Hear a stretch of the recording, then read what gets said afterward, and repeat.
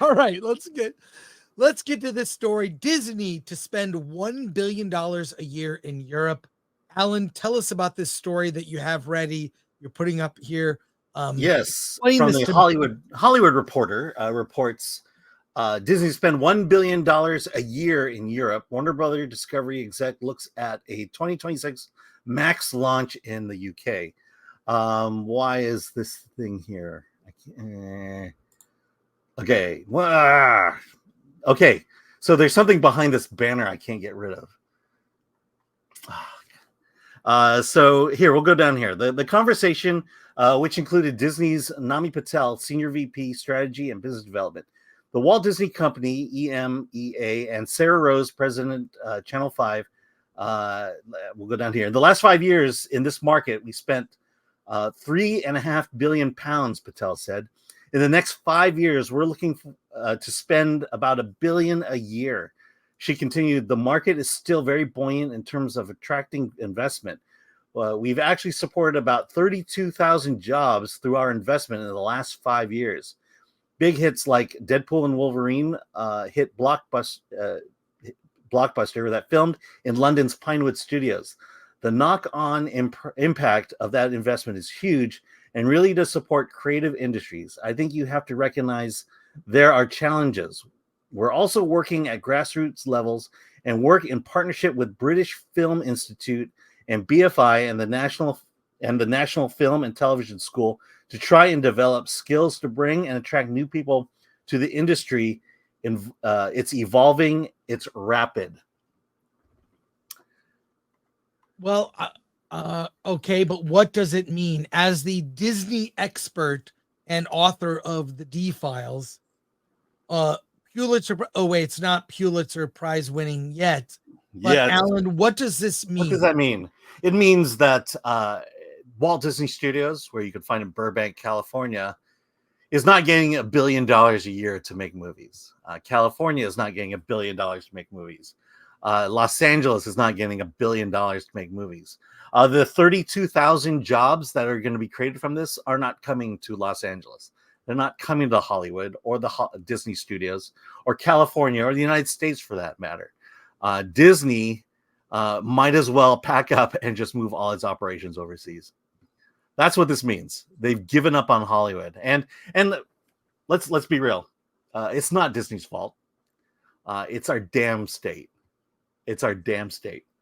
And we've created not only a hostile work environment, but we've created an expensive work environment to where it just doesn't make any sense to spend the extra money here when you can go elsewhere and start from the ground up. And that's what Disney and it looks like Warner Brothers and a whole bunch of other of these companies are doing. They're just going overseas. And congrats, Europe. California used to lead the nation when it came to innovative laws, friendly to business. I remember before I moved to California when I was a kid, one of the things that blew my mind, California was the first state in the country where you could make a right turn on a stoplight on red after you stopped. Whereas in other states, you had to sit there with the red light. It's like, it's clear, I can go. I remember thinking, I was so blown away. Like, you could make a right turn on a red light? That's insane. So it was a good idea. So California led the nation in so many good ideas for business, just things that were common sense. Now it's crazy laws. So many crazy laws now that make no sense, where business is leaving. Twitter/X leaving for Texas. I mean, it's gotten worse. So spending money overseas to make films makes total sense. GLAAD grades Hollywood. So this is every year GLAAD puts out, well, actually a couple times a year, they put out stats about gay programming, gay characters in series. They want representation in shows. I mean, I, for one, think when it's authentic, it's fine. But honestly, if I'm watching a cop procedural, does it matter that I know if the officer is gay or not? I don't care. they're a good character and they're well written, the sexuality doesn't matter to me. But with GLAAD, it's important. Alan, pull the story up if you wouldn't, and let's get into it. Yes. So Apple TV Plus gets GLAAD's only failing grade in the annual LGBT representation study. The media watchdog analyzed 2023's releases from 10 studios, slapping A24, Disney, Amazon, and others with a rating of good, fair, insufficient, poor, and failing. Let's see. Studios behind the 2023 releases like The Family Plan, Flora and Son, and Ghosted was the only studio to have the 10 named GLAAD 12th annual Studio Representation Index on LGBT representation to receive a failing grade. The media watchdog announced Tuesday. Of its 6 total films released in 2023 under Apple TV Plus, the official imprints, only one featured LGBT characters, and both of them were on screen for less than a minute. The development that GLAAD categorized as in the study as highly disappointing. While Apple TV received the only failing grade with 17% of the studio releases, several others in the Studio Representation Index didn't fare much better. Warner Brothers received a poor grading. A24, Lionsgate, Paramount, Sony, and Walt Disney Company received an insufficient. NBC Universal and Netflix received fair, and Amazon was the only studio to receive a good rating. Okay. Yes. Okay. The slate of Amazon Studio and its subsidiaries included several high-profile LGBT inclusive films, such as GLAAD Media Award-winning raunchy comedy Bottoms, and the GLAAD Media Award nominee biography Cassandra, romantic comedy Red, White, and Royal Blue, and the satire American Fiction. I'll just end it there. But ironically, we actually liked most of those movies. You're right. But look, let me just say this: that indie film was where these movies thrived, because I think they were able to make authentic stories that served a smaller market, what they call specialty market, right? Again, movies that open New York, LA, and then play on streaming services like Sundance Channel, among others. And that's great. The problem has been, which has hurt Hollywood, when this thing leaks into more mainstream stuff. But I don't care or have a problem with gay characters being in mainstream stuff. I don't like, do they have to almost make it, it's very poorly done, where they kind of have to declare or make it known that they're gay. But it gets dicey. So what are your thoughts on this, Alan? Yeah, I mean, look, I kind of got into it with someone about a tweet I did about this, but it's interesting to me that the best of the gay films were Bottoms, Cassandra, and American Fiction. I haven't seen the other one.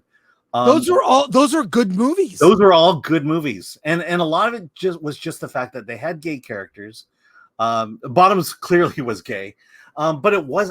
This is what I talk to a lot of my gay friends about regarding movies these days. That gay movies are about coming out. It's always about coming out, and the gay community is just tired of it. Or at least my gay friends are just tired of it. But these movies were just about people who are gay, and these were movies about their experience in life and the experiences that they could relate to. I think American Fiction, the Sterling K. Brown character, that was a story that really snuck up on me in terms of being really good and realizing why it was so important that his character and that story was in this movie. But a lot of times, what I think GLAAD wants and what they're looking for is just for someone on the screen to say, "Hey, I'm gay," and then move on.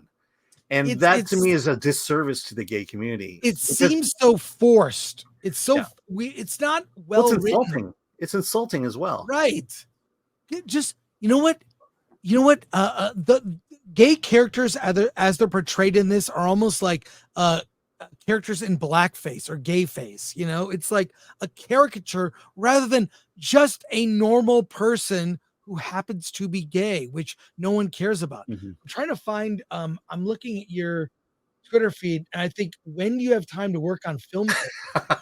There is way no, it's when too I much. have when I'm at doctor's appointments with a lot of downtime. There's way too much here. Is that the one? Is Well, that the one? a good one here that relates to Agatha. Yeah. But yeah, that's the one that kind of got at it with a few people in that one. Hey, here it is. Look, as it's accessorizing gay people. Exactly. Yeah. But look, I just think it's shout out to Az, heel versus babyface. Az, you're gonna love Agatha. You're gonna love it. You're gonna love it. I just think these reports come out and it's never enough. Never enough. They can't say, look what we've accomplished compared to 10 years ago. You know, like with Film Threat and myself, I am competing with myself. In everything that I do, I am competing with me. I don't get worked up about with this, whatever. I'm like competing, like, how are we doing? Where was I a year ago? Where am I now? Well, we've excelled. And GLAAD, if you look at like where things are, it's they've made strides, but it's so much stuff is forced. It's so poorly written. It's so just, we're gonna get to Agatha because this ties in. Yeah. But to put a button on this, Alan, what are your thoughts? Yeah, I mean, just the fact that this study has to happen every year and that people take it seriously, I think we can make strides. I mean, clearly, you know, the 3 movies we mentioned, Bottoms, Cassandra, and American Fiction, that's strides in good storytelling for LGBT communities. But it's, you know, again, when you're inserting for the sake, as say, for accessorization, it's insulting. You know, it's like, of course, you know, it's the fact that Hollywood doesn't know how to write good gay characters. And they just feel like if we just insert them in whatever story we want, whenever we can, that's enough. And again, it's insulting, it's pandering, it's, as Verbal Riot likes to say, queer baiting. And it's a disservice not only to us as fans of moviegoers and things like that, but it's also a disservice to the gay community.